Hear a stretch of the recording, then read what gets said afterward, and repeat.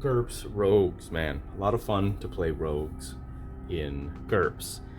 The rules support the tactical sneak attacks and the mobility, the hit and run tactics that a rogue might employ. They're covered really well, I think, in GURPS, and they're a lot of fun. I've had some fun anyways, and I'm just going to play through a bit of a scenario, assuming we're playing this shady looking elf dude here. Nice close up on him. Yeah, he looks pretty shady. He's roguish. Say we're ambushed some night. We're at the campfire, just, roasting some hot dogs, and in stomps an ogre, okay? He gets to about here by the time we jump up with our swords and shields. The rogue, having superior moves, see, the average person would have about 5 movement points, okay? The rogue, you'd want to make sure that you've sunk some of your character points when building him so that you're a little more mobile. We'll say he's got 7 move, maybe even more. We'll say he's got 7 for today. So immediately, and you would also want to make sure that he's got a high basic speed score. That also is how you determine initiative in GURPS. You don't roll every round for initiative in a GURPS combat. You go from fastest basic speed of each character to the lowest. That means that, it's not really up to chance who goes first. You know who's twitchiest, who's quickest. In this case, the lumbering ogre is probably going to be last, and the rogue, being speedy as he is, he would be first. So he would go probably right away. He'd move away. 1, 2, 3, 4, 5, kind of 6 up into the shadows here and hide. He gets out of line of sight of the ogre and attempts to hide. Now a hide, like a stealth skill, is anywhere from, on scale of 3d6, you typically have anywhere between, your skills would be 9 to 20 for epic fantasy.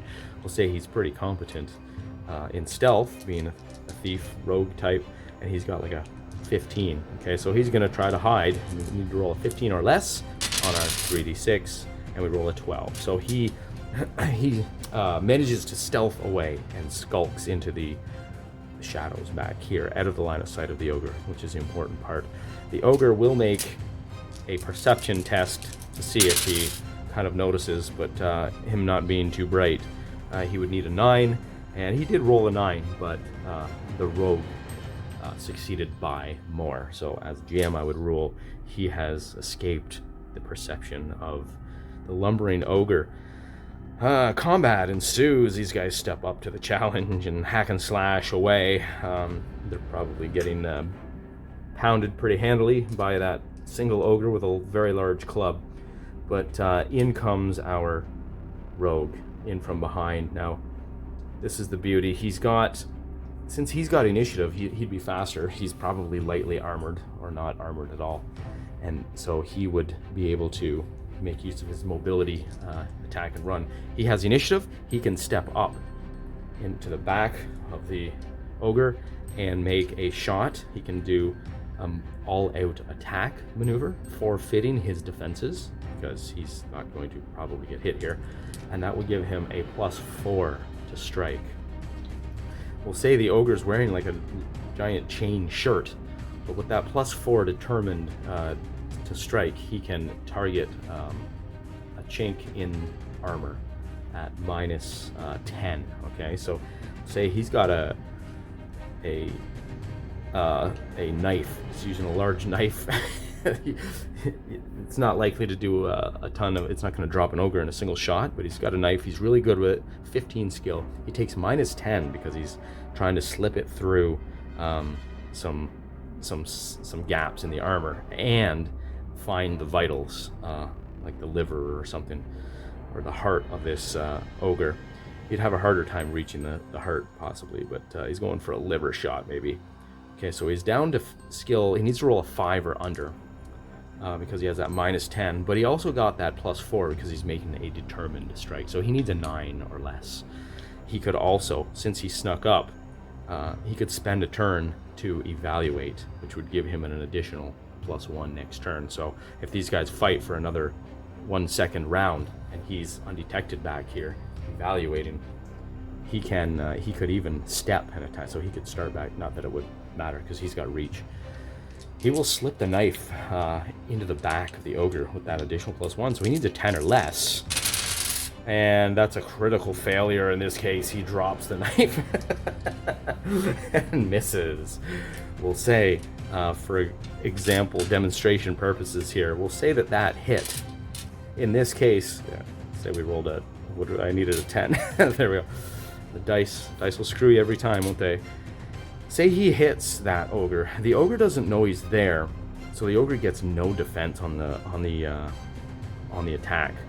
Therefore, damage is applied immediately, which is rough because on a vital strike, you deal damage and you multiply it by 3. So say this guy's got, well, he's a rogue and he's going to be good at backstab, sneak attack type abilities. So in GURPS, you would take the advantage called striking strength, which gives you the ability to strike with more strength than you otherwise should. If you've got an average strength, but you want to hit harder with that dagger, you would take this advantage, and it allows you in certain circumstances to deal more damage than you should.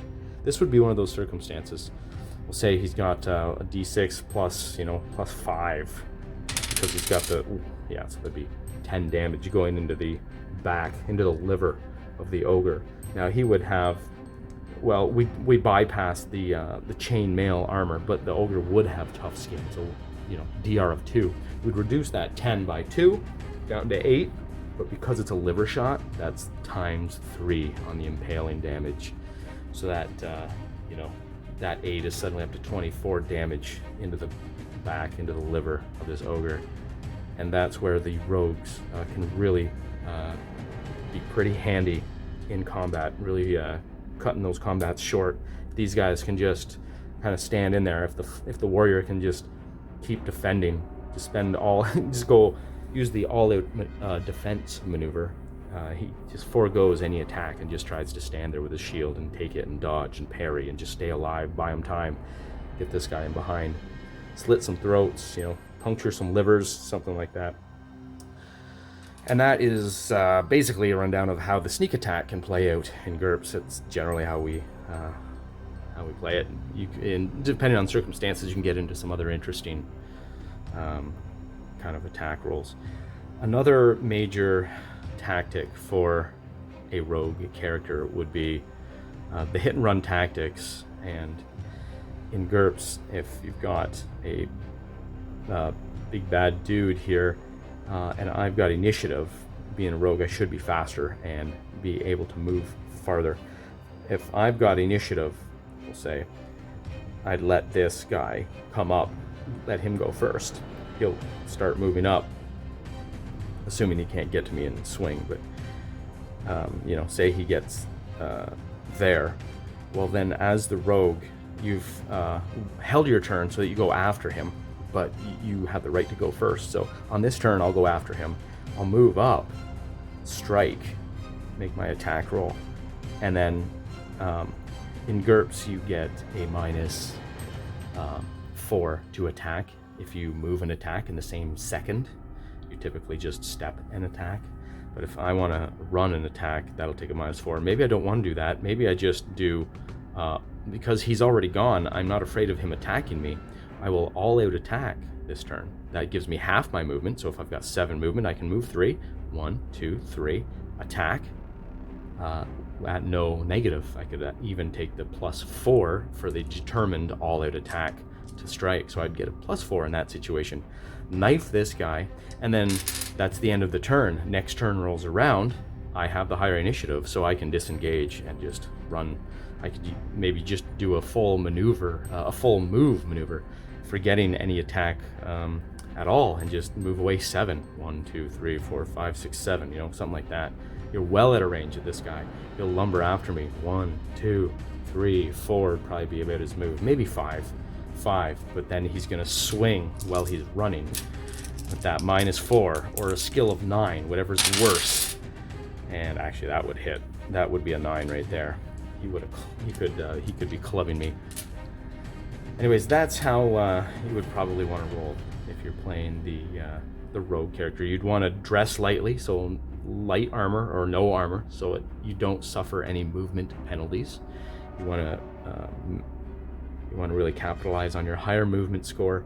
You got to get a high basic speed score, which your move is based off your speed. Your speed is your reaction, it's more your reflex. And yeah, you just time your attacks. You hold and let somebody else move. You let them, let that ogre move in and spend his attack wailing on your meat shield or your tank, your warrior.